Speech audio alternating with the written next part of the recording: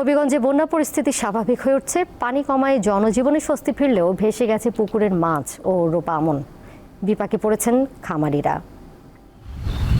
শুকিয়ে গেছে পানি, ভেসে উঠেছে ক্ষতচিহ্ন, চলাচলের রাস্তা ভেঙে গেছে, বেড়েছে দুর্ভোগ। তলিয়ে গেছে জেলার ১,৫১৬টি মৎস্য খামার এবং ৬,৭২৭ হেক্টর রোপা আমন। এতে চরম ক্ষতিগ্রস্ত হয়েছেন হবিগঞ্জের কৃষক ও মৎস্য খামারিরা। শুধু মানুষ নয়, জেলার প্রায় ২০০ গবাদি পশু ও ২৭,০০০-এর বেশি হাঁস মুরগির ক্ষতি হয়েছে। অধিকাংশ হাঁস মুরগি এখন পানি নামার পরে আপনার মারা যাচ্ছে বিভিন্ন রোগে। চিকিৎসা করতে পারি না এই পানির জন্য। আমরা গাড়ি ঘোড়া চালাইতে পারি না, আমরা রাস্তা অনেকগুলো জায়গা ভেঙে গেছে। সরকারের কাছে আমার জোর আবেদন যেন আমাদের এই রাস্তাটা সরকার যেন মেরামত করে দেয়। ব্যাংক ও বিভিন্ন মাধ্যম থেকে ঋণ নিয়ে ধান ও পুকুরে মাছ চাষ করছিলেন অনেকেই।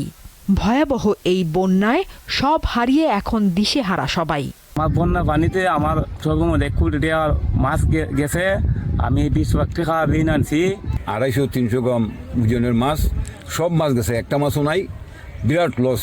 প্রায় ১৬ লাখ টাকা এখান থেকে রেনার গাছ থেকে আনছি। রেনার সাফে আমি দেশ থেকে করে দিব। কখন পুনরায় যা বাড়িতে আমরা গড়তে পারবো এই ক্ষমতা তো আমরা নাই। ক্ষতির পরিমাণ নির্ধারণে কাজ চলছে।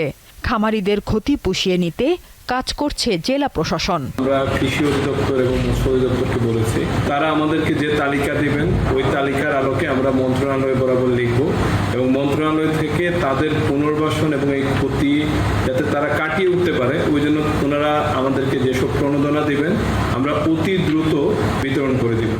বন্যায় ভেঙে গেছে জেলার ৬টি ব্রিজ ও বিভিন্ন এলাকার রাস্তা। দীপ্ত বার্তা কক্ষ।